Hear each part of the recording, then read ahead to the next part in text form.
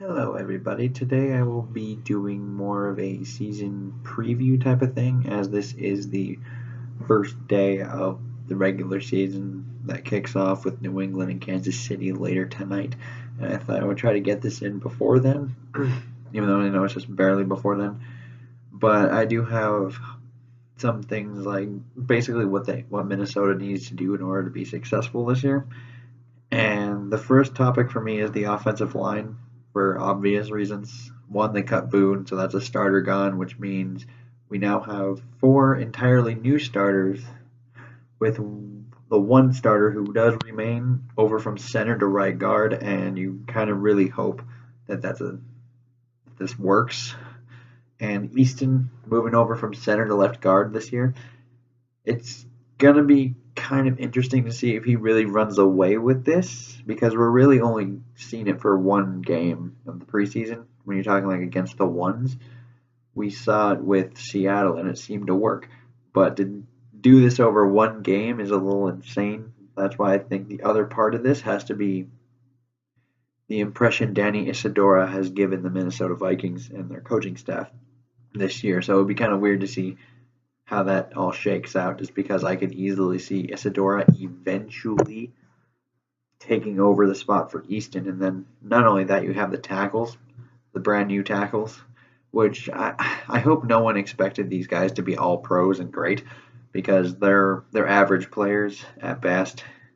They're certainly an improvement over last year, but you're not getting the Tyron Smith or the Trent Williams kind of guys. You're the Riley Reef and Mike Remmers. So you have to really account for the fact that there will be days when there is not good pass blocking up front there. Like there will be days on the edge like that. And we're going to have to live with that. I know the money that we paid wouldn't necessarily say that with Reef, but it is true. So you hope the tackle play is better, and it needs to be better in order for them to really play well this year. And the other thing they need to do is they need to play well as a group and not individually, because I felt like that's kind of what Boone did last year. He played well individually, but as a group and collectively, he didn't really work that well.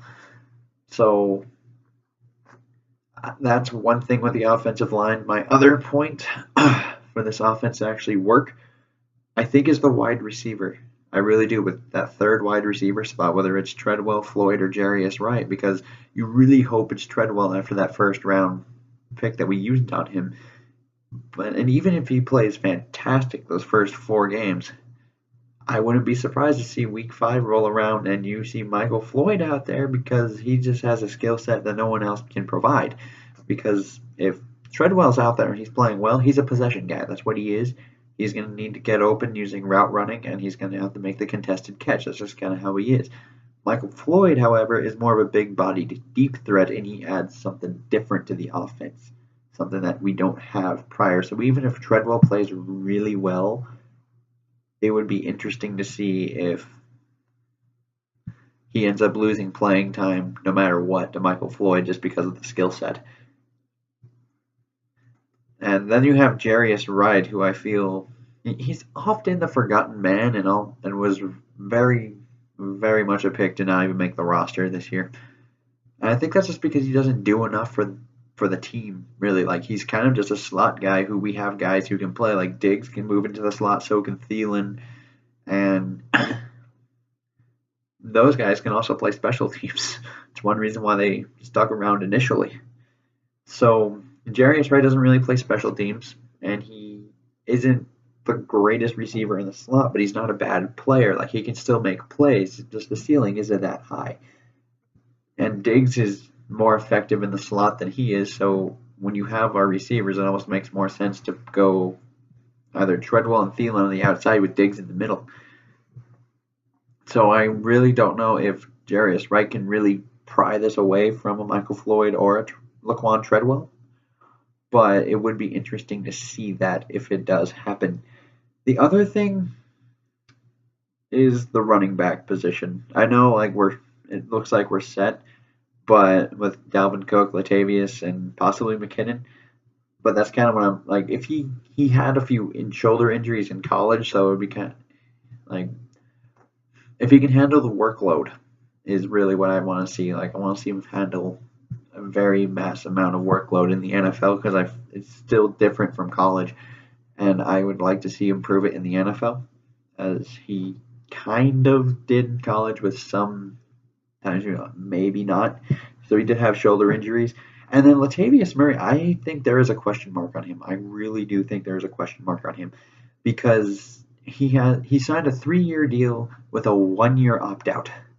So if he's not a true complement to Dalvin Cook this year, the odds are he could be gone that fast. So and that'll be interesting because we need a true physical power back to really complement Dalvin Cook and his outside zone and game breaking speed. Because then when we get into the goal line, we're likely putting Latavius in there, who had 12 touchdowns last year, 11 of which coming within the 5-yard line. But I also look at that offensive line they had there, and he often didn't even break tackles. He kind of just had a lane paved in for him. So, and that's kind of what he did all over the field. Like if you watched him last year, he doesn't break tackles on a consistent basis. Because what that line had in Oakland, is very, very good. And what they would do for him is they would actually put him in one-on-one situations with either a linebacker or a defensive back of some form in a one-on-one situation, and more often than not, he couldn't break the tackle despite being 6'3", 230. So that's why I think there is a huge question mark on Latavius Murray, whether he's going to be here for more than 1 year. And then you have Jerick McKinnon, who kind of comes in. Like, I think he's more of a space guy at this point. Like, I feel like we're going to have him in the slot. We're going to probably move him out wide a little bit. He might get some tosses because he has a lot of speed. Obviously, we saw it on the kick return, which I think he probably is the kick returner after that, just because it seemed like no one else was really making a play back there. And it would just be interesting to see how they use all three of these guys, because I would imagine Dalvin Cook is getting the majority of the snaps in the backfield, especially since I keep saying he is a little further ahead than he should be in pass blocking, although that doesn't mean he's better than Latavius Murray than pass blocking yet. So if he comes out on third down, it's still because of that, I think. Because Latavius, for all that he is a very good pass blocking running back. Like, he's a solid back. I just don't know if he's the right guy to complement Dalvin Cook. And then on the defensive side, I do have the defensive tackle as another point that I really wanted to hit home on here. Just because of that 3-tech spot, I do think they should start Jaleel Johnson sooner rather than later.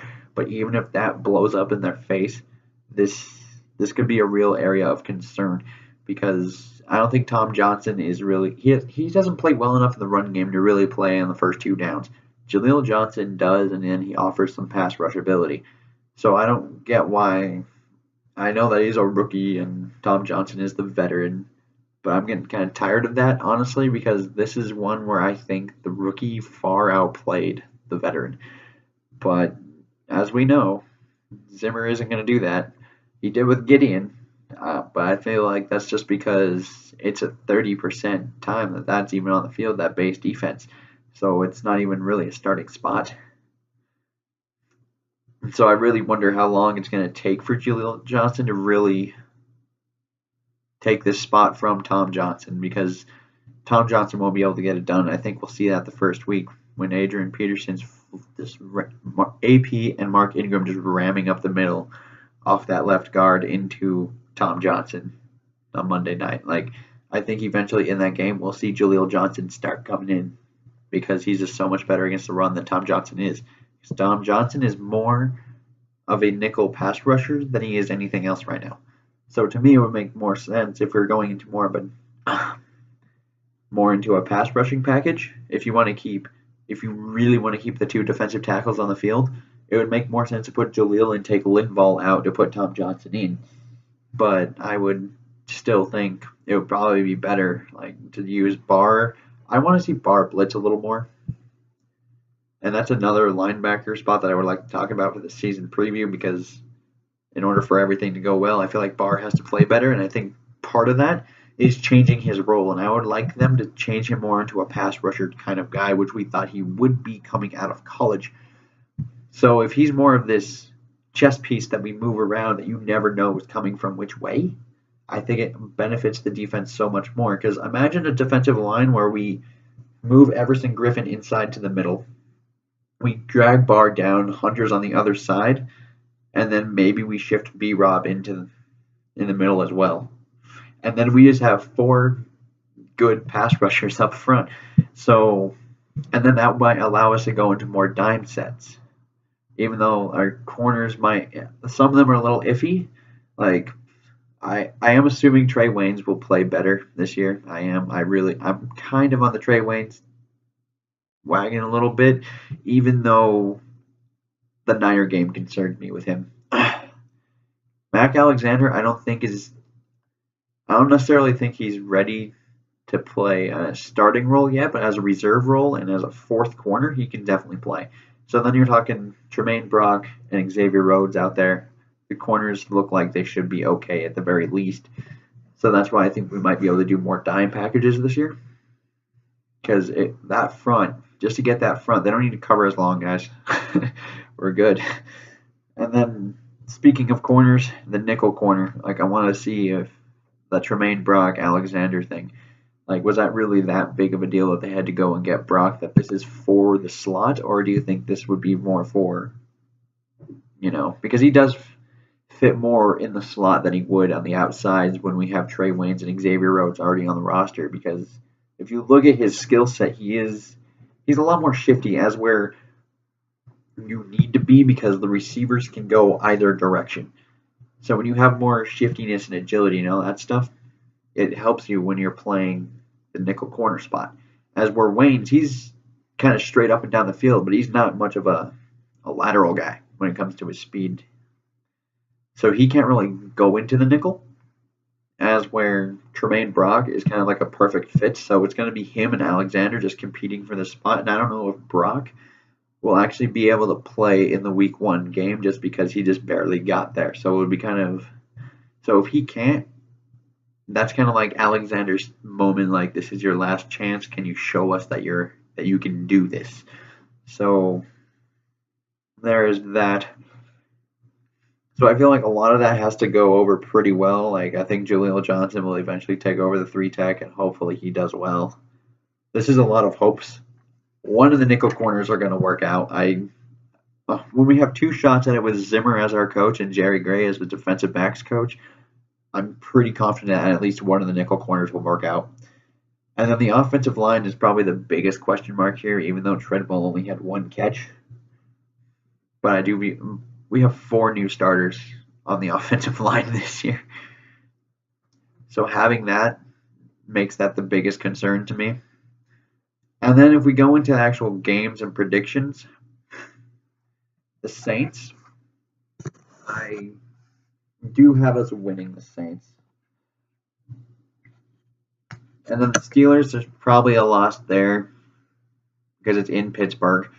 Tampa Bay is a little iffy. That's kind of a coin toss, but since we're the home team, I'll give it to us. I believe the Lions got lucky last year, and they cannot win games like that. So I'm once again going to give that to us. So at this point, we're 3-1 in Chicago. I would like to chalk this up as a win, but I also know it's in Chicago, and that's where we lost last year. But I also feel like that's going to, I'm going to throw it up as a win because it's the Bears. We'll probably lose to Green Bay at home. And just because it's Green Bay, the calls they get, they're not right all the time. Doesn't feel right anyway. So I would imagine Green Bay probably takes that away. The Ravens are another iffy one, but I'm pretty confident in our defense against Joe Flacco, and that's another home game. The first half of the schedule is so home heavy, so the second half is going to be a little rough. So I might chalk that up to us as a win just because it's at home. And then we have Cleveland in London. So, but once again, that's Cleveland, so I think that's probably a win, I would imagine. And then we get the bye week. So coming into the bye, we are, let's see, we've only lost 2 games coming into the bye. And then in Washington, in Washington. We'll probably actually lose that game, I think. We'll probably lose to the Skins. And then you go over to the Rams at home. I'll say we'll beat the Rams at home. The Lions on Thanksgiving. As much as I don't think the Lions are that good, I do think we'll split with them, so we'll probably lose to them on Thanksgiving again. In Atlanta, that's a loss, I think, in Atlanta. So two losses here, and then at Carolina, I'm really not. That's another weird one where I think we have to chalk it up to the home team just because I don't know what we don't know what either of these teams are right now. So Carolina comes out with that. So that's a 3-game loss streak right there. Cincinnati, that's a win. Cincinnati doesn't appear that good to me anymore. They used to be good, but now they've lost half their offensive line, and they keep adding receivers. But how much does that matter when you keep getting downfield receivers when you can't block for Andy Dalton? So I'm going to say that's a win in Green Bay, probably a loss, and then Chicago at home. So that's probably a win. So we actually ended up. Let's see.